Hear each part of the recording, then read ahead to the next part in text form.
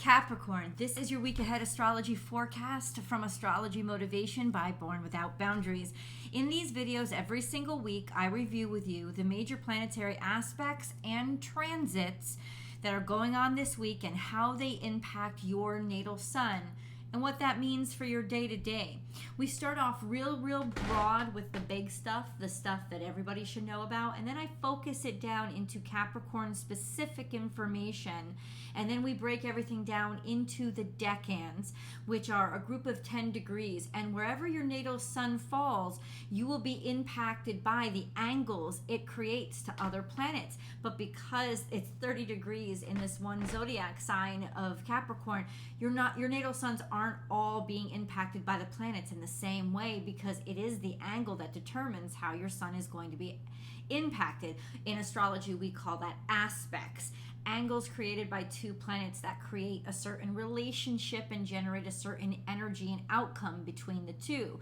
So if you don't know where your natal sun is located, like in Capricorn, you know it's in Capricorn because you know your birth date, but you don't know exactly where it's located, that's okay. All you need to enjoy this video and get information from it is your birth date. That's all you need. If you want to get your natal chart, it's free, it's easy, it's simple. You need your birth date, your birth time, and your birth location, and then you can put it into any number of websites. Just search it, free birth chart, free natal chart, and they'll spit it right out for you. Like in a couple of seconds, you'll have the information. But I will translate the degrees into correlating birth date range, so you'll know about where your birthday is being impacted. Let me just preface this whole entire reading, really for Capricorn, Pisces, Aquarius, everybody that I'm releasing today. This is a tough week. We're talking about the week of July 5th through the 11th of 2023. This is a tough week, but it's the beginning of a tough kind of almost a month, because really this contentious energy will not be gone until August 7th. So through the first month of August. And the reason is there's a lot of oppositions to Saturn and Pluto that are coming up. There's a grand square in the sky once again because Pluto is being opposed, and that means that there's the other side of the grand square between another planet that is squaring the nodes opposite Pluto. So that's already tough, impermeable energy, almost like so compacting and so compounding, it's going to implode something. And then we have that Saturnian energy in opposition. First, it's going to be in opposition to Mars, and then Mercury, eventually the Sun. This is really intense energy that it's going to take a while to clear out. And we'll discuss it now because we're just going into it. Certainly, everything that Saturn does impacts you guys because it is your ruling dignitary. So let's start out with the big stuff, Capricorn. So on the 10th of this week, Mars will enter Virgo. Already that's tough energy because it's, I want things done exactly this way. And if it's not done this way, I'm going to freak out about it or have an implosion about it because Mars in Virgo doesn't like its schedule to change, doesn't like to improvise. It likes to have everything planned and everything predictable, because it's planned it. And that's how it likes to do things, in a very pedantic, reliable way, right? Now, that makes things even more difficult because by the 10th and through the 30th of this month, Saturn is going to be in opposition to Mars because Saturn is at 6 degrees, soon to be 5 degrees of Pisces. So it's going to be presenting an opposition to Mars. So either this represents a change of mindset that's grinding against each other, like I want to develop things more fluently, like Saturn and Pisces, or I want to give structure to new things. I don't have a plan for it, right? There could be a lot of contention in that dynamic, that sense of I'm creating something new, but I don't have a plan, I don't have the blueprint. And then because people always need a plan, they always need a blueprint, that creates tension because I don't want to invest in it, or I don't want to trust it, or I don't want to believe in it if it's new. But we've got to start making new stuff in order to make something worthwhile. right? So there's that contentious rub that's now happening, and it'll be happening. It starts on the 10th, and it'll be happening through the 30th. At which time Mercury will actually go opposite Saturn on the 28th, all the way through August 7th. So we'll get to that when we come, but this week, the 10th, Mars will come into contention with Saturn. This can create a lot of anger and frustration, a feeling of being held back. We also have another challenging energy when we get into Saturn, which is it's semi-square to Chiron, which can create that feeling of I'm not good enough. Like everything I do, I just can't do it right, or I don't want to take any chances because I'm not that effective. I don't feel efficient or effective or impactful. So personally, that can slow you down a little bit. And Saturn is in retrograde anyway, so there's just a sense of things slowing down. And it could be some big old mastermind plot slowing things down because they know they don't have everything together. They know that people in charge, authorities, don't have everything together. It's not correct. It was not by the rule book, and they don't want to get found out. But I gotta say, this grand square to Pluto between Pluto and Mercury, because Mercury goes in opposition to Pluto pretty early on in the week, by the 7th. And through the 11th, Mercury will be in opposition to Pluto, and it's forming a grand square between Pluto, Mercury, and the nodes. There's this grand square, which means things are changing. Things are switching. We're switching perspectives. We're switching out of our comfort zones, and ironically, we're also switching nodes because soon, next week, our nodes are going to head from Scorpio into Libra and from Taurus into Aries. And so we really are switching our modality and this sense of turning the corner. Now, turning the corner on where we want to put our mindset and where we think we should be, challenging ourselves. Now, Pluto opposite Mercury is all about discovery of the hidden things, talking about the hidden things, putting the hidden things to words, information coming out. It's almost like deep dive investigation. So this is going to be some, like I said, implosive energy that could bury some people, to be honest, because Pluto is in retrograde. It is very kind of like combing the bottom to look for things. Saturn is in retrograde. It is deceptively docile because there's a sense of, okay, let's see how people do without me on their ass all the time. That kind of energy, I think, is really going to scope out some major stuff. All week long we have, by the 11th, another major transit. So major transit, Mars goes into Virgo on the 10th, and then the next day, on the 11th, Mercury heads into Leo. Now, Mercury in Leo, we've discussed Mars in Virgo a little bit, but Mercury in Leo is very much blunt and forward and forthright with what it has to say. And because Mercury is heading into Leo, I do have this suspicion that there is a sense of expose about what's going to be discovered. It really is confident in what it says. It gets to the point. It's not very frilly or flowery. It's kind of blunt because it's very confident in what it says. And this is just things being brought to light and things being seen and things being heard. So that's interesting, especially after or while it's interacting with Pluto in opposition. Pluto is also trine to Uranus, which means the big old granddaddies are getting together and they want to throw us into a tailspin to see what gets destroyed and what survives. And there's just this sense of harmonizing those things that have been discarded, harmonizing those things that have been tossed aside, or, oh, this is ugly, we don't want to look at that. No. Uranus is the oddball, right? It wants the oddball things. It's intrigued in the strange and unusual. And Pluto is all about the hidden and the discarded. So there's a sense of the two of them kind of finding harmony with those things. I think this is a very healing energy, to be honest. And it could be some groundbreaking discovery that comes through. There's so much here. Uranus all week long is square to Venus. So this week, expect that there's this rebellion inside of all of us. This sense of, I'm not attracted. I'm finding the odd things more attractive. I'm finding the weirdo more attractive. What I normally find attractive, I now am all of a sudden bored with.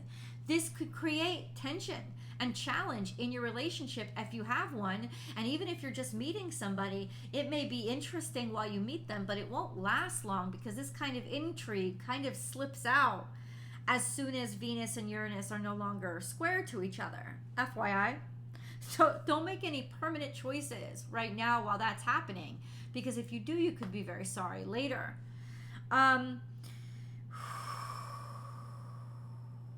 What didn't I say?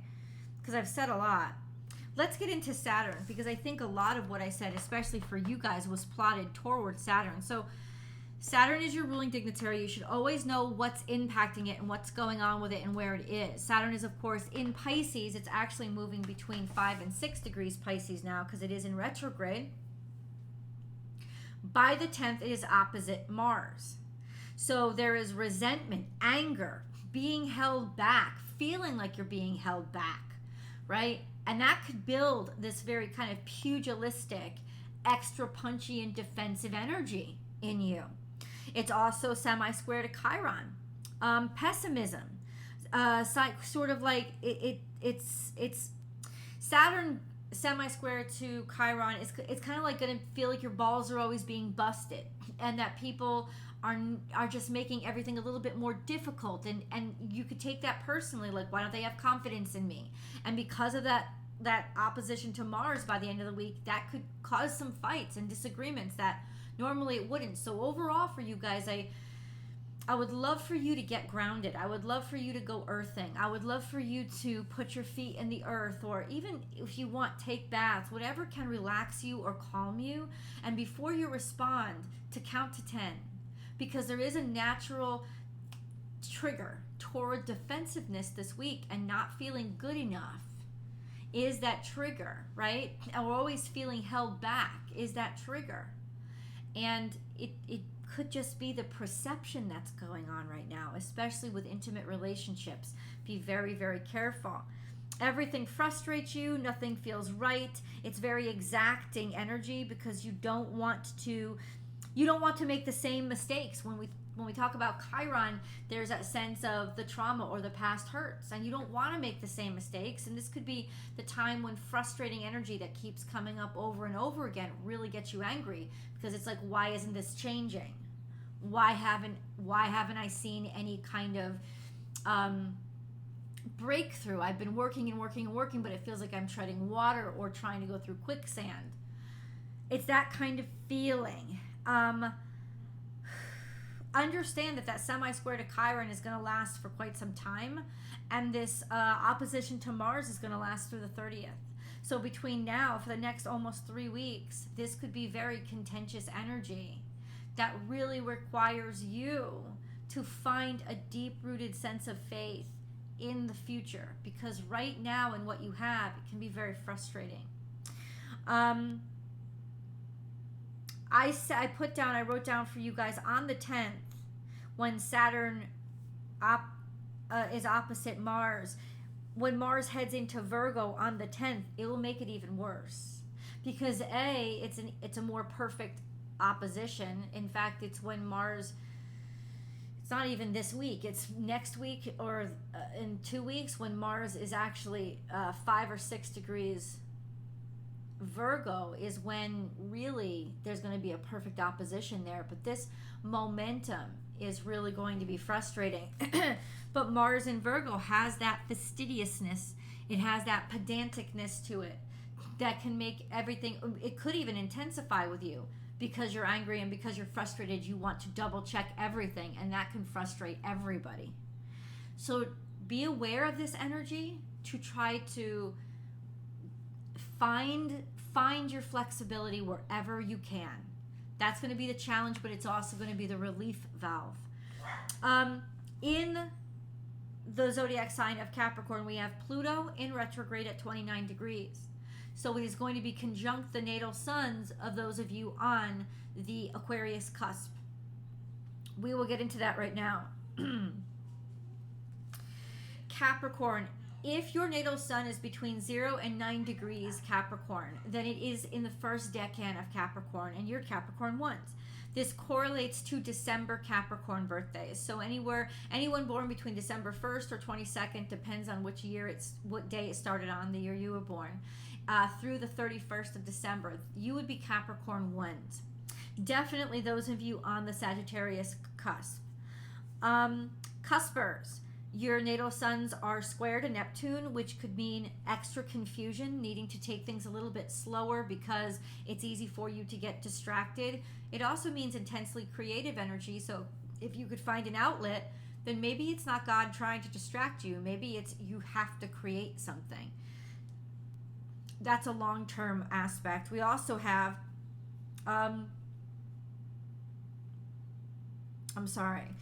we also have, if you are on the cusp of of Sagittarius and Capricorn. So those of you whose birthdays are around the 21st, 22nd, 23rd of December, on the 7th, by the 7th, your natal suns are going to be trine to Mars. So there is going to be a sense of you liking or wanting or feeling harmonious when Mars is being more contentious. So there is a sense of maybe productivity or trying to get things done or wanting things to slow down in order to get them done and feel that they're getting done correctly. We also have a long-term aspect for all of you is a sextile to Saturn. So Saturn is in Pisces. It's in the first decan. Sextile to Saturn means we're getting things done. You have a certain sense of authority to your character. You're getting leadership opportunities or taking on leadership roles. Leading is a natural thing for you right now, but also working hard and just grinding and wanting the opportunity to get things done. You're being very productive over this next year, and this is actually a great time. For the next year is a great time for your career. This week, I think there's going to be a lot of challenges for all of you. You're trine to the north node, sextile to the south node, so you're definitely looking toward your future by getting comfortable with and seeing what doors will open from your talents and skills, the things that you know you're really good at. So that could really help your career along too, long term. This week by the 11th, your natal suns are going to be quincunx to Mercury. So by the 11th, and even a little before then, this is not the best week to sign important paperwork. In fact, once Mercury is in opposition to Saturn, by the end of the month, by the 28th, it's going to be horrible. I would say over this next month, this is just not a great time for you guys to really sign paperwork or get anything done. Like this is not the best time. Leave the seriousness after school starts. I'm serious.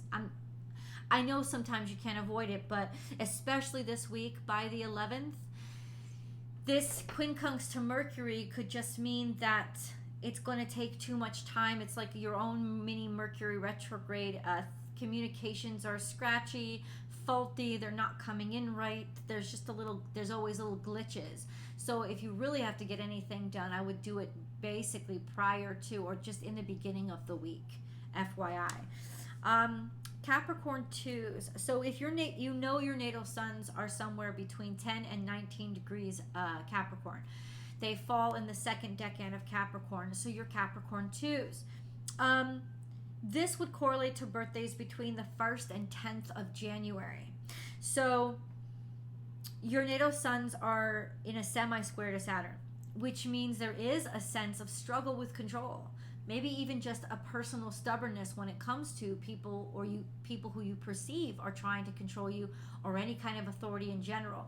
It's just a semi-square, so it's kind of more stubborn, but let's face it, you're stubborn to begin with. So even if it's somebody being stubborn to you, it's going to feel like a clash.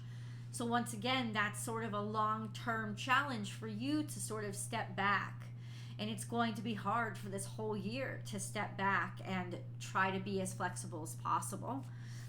You have a long-term aspect to Chiron, which is a square to Chiron. It's going to be exacerbated by the fact that Saturn and Chiron this week for a long time are going to be semi-square to each other. This is what can I say? This is tense energy about not feeling good enough, not feeling like you can do anything right.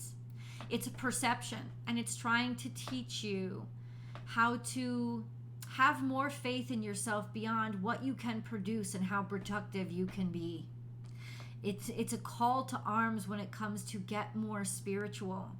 But especially if you're trying to do something new and you feel all this contention from the outside questioning you based on old rules and laws and regulations, it could tempt you to give up. Just take it slow and don't give up. This week especially, you're going to feel the opposition to the sun, Capricorn 2s, which is, it could just have consequences for your sense of self-esteem, this sense of a compromised sense of self, a compromised sense of personal authority, a compromised sense of confidence and even energy. So give yourself a break, give yourself some time to rest if you need it, and then also just a sense of breathing through it and not making any permanent decisions, especially about how you feel about you. This is could also cause some tension when it comes to family relationships, because then there is that sense that the sun is in Cancer now. Family relationships, close partnerships, those kind of things, you could feel some tension or a lack of security in those things this week. Not to say that there actually is, but because you feel it, you could kind of, self-fulfilled prophecy. So once again, take it slow. And then a trine to Jupiter is actually, with all this other stuff, really complicating, because a trine to Jupiter is like abundance. It is happiness. It is joy. But you may not be able to see it with all this other tension around you. It could also just mean happy surprises when you're going to get the best when you expect the worst. And that's what I really pray for. But ultimately what it can do is make you feel like things should be coming to you a little bit too easy. And that's why you're being so disappointed in what's actually happening. Slow everything down and try not to rush. That's the secret to success this week. And with a trine to Jupiter, you don't have to rush that much. You don't have to hurry things along. Just open yourself to be receptive. Let's go on to Capricorn 3s. Capricorn 3s. If your natal sun falls between 20 and 29 degrees Capricorn, it falls in the third decan of Capricorn. So you guys are Capricorn 3s. This correlates to birthdays between the 11th and I would say the 21st of January. Definitely you guys on the Aquarius cusp, who I mentioned before. It's you guys on that cusp, especially, who are conjunct to Pluto. You are in a long-term sextile to Neptune, which means faith, finding faith.